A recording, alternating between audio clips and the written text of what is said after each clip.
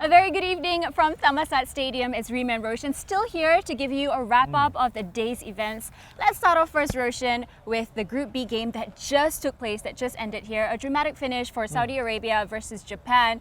A penalty was awarded to Saudi Arabia, of course, in the dying minutes of the game. Talk us through that. Yeah, it was a quick break from Saudi Arabia. First, Al-Burikan took it past the goalkeeper, Osako, who I thought was outstanding for Japan today. Kept out Saudi Arabia and a few opportunities that they had. But he was taken out. He got past Osako. He was taken out by Okazaki, I think it was. And then the referee gave the penalty initially. It went to VAR for a review. He went to the screen to have a look at it. It was confirmed that it was a penalty. It was given. Abdul Rahman Garib stepped up, took it nice and comfortable, very confident, into the bottom corner, and eventually ended up giving Saudi Arabia the win, all 3 points. A huge 3 points, in the group. Yeah. All right, and for the earlier game that kicked off at about 5:15 p.m, Qatar were denied a win by Syria with their very late equaliser in injury time. Yep, and that's why I say a huge 3 points, because there was a draw in the earlier game. Exactly. And Saudi Arabia picking up 3 points against one of the big hitters in the group against Japan, and then that draw between Qatar and Syria again, put Saudi Arabia obviously top of the table now. That game, Qatar started off really strongly, got 2 goals. And then it somehow seemed to just stir Syria into life, conceding the second goal. One was a mistake from William Ghanem, put away by Yusuf Abdul Razzaq. Second one was an own goal by Yusuf Mohammad from Syria, the central defender. But they reacted, they responded really well. They got a goal back from Barakat. And then in the second half, in the dying moments, there was a mistake down Qatar's right-hand side. They tied a little bit. Syria pressed up upon them, forced a few errors here and there throughout the game. And then they got themselves a really late equaliser in the end, and it's a point for them. From an unlikely position, they were 2-0 down. They were looking like they were struggling, but credit to them, they responded really well, and they come away with a point. And a quick glimpse at Group B right now. As it stands, Saudi is on top with 3 points, followed by Syria, Qatar and Japan with no points at all. And we move on to Group C now, the games that took place over at Songkhla at the Tin Sulanan Stadium. Mediocre start for the defending champions, I would say.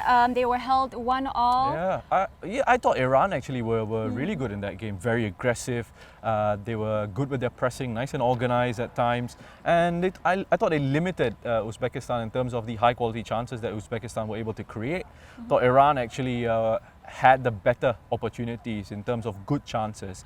They was lacking a little bit of composure at times. Otherwise, I think they could have taken 3 points in that match if they had finished off those opportunities. I think of in the first half, Ali Shojai especially. In the second half, they brought in Mehdi Gayedi. He changed the game as well with his pace, with his trickery. But yeah, in the end, it was a pretty even contest overall, I would say. Good competition between the two sides. Iran coming away with a point. Uzbekistan will be very disappointed with that. But Iran perhaps will feel that a little bit more in terms of the chances that they had to actually win the game. And moving on to the second group game of Group C, it's actually between Republic of Korea and China, which sort of reflected the game that just took place here, Saudi versus Japan, with a very late goal in injury time as well. A late winner from Lee Dong-jun, and it was looking like it was going to be one of those nights for Korea Republic. They were knocking on the door, trying to break that Chinese defense down, and they had the majority of possession. They were the ones that were looking to try and break China apart, trying to open them up and create opportunities. It was looking like it might be one of those frustrating nights for them, but they come away with again 3 points in there. Dong-jun with that finish, nice composed finish, in the late stages of the game, picking up a pass from midfield, keeping his composure, getting on his left foot and slotting it past the goalkeeper. All right, quick look again at Group C standings. Korea Republic on top with 3 points, followed by Iran, Uzbekistan with 1 point each, and China with 0 points. Roshan, big games tomorrow at the Buriram Stadium. Group D, they're going to kick off their campaign. So let's do a little preview of the games that are coming up. Vietnam will be facing UAE, and Vietnam, of course, strong favourites. We always talk about the underdogs, but Vietnam are the upper dogs. So what are the pressures that come with that? Upper dogs, a nice one. Could catch on. Yeah, look, Park Hang-seo, their coach, has spoken about them now perhaps being regarded as favourites, whereas the last time out, people didn't expect too much of them, but they made it into the final.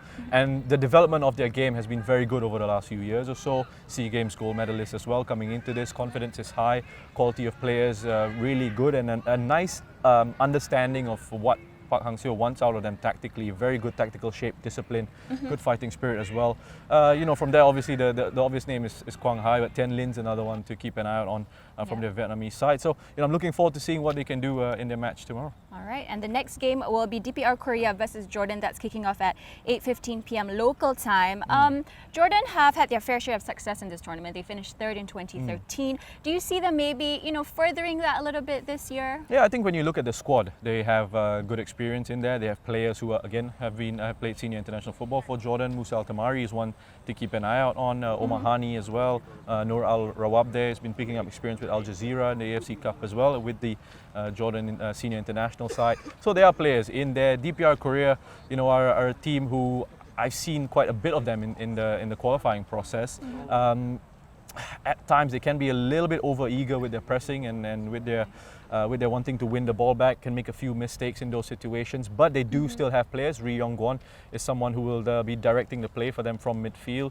Cho Song-hyuk is another player to keep an eye out on. He's playing in Italy for Arezzo, if I'm not mistaken. So there are players in there that can make a difference for them. So again, I find that this group is quite even in terms of the quality of the respective sides in there. And UAE are another team as well.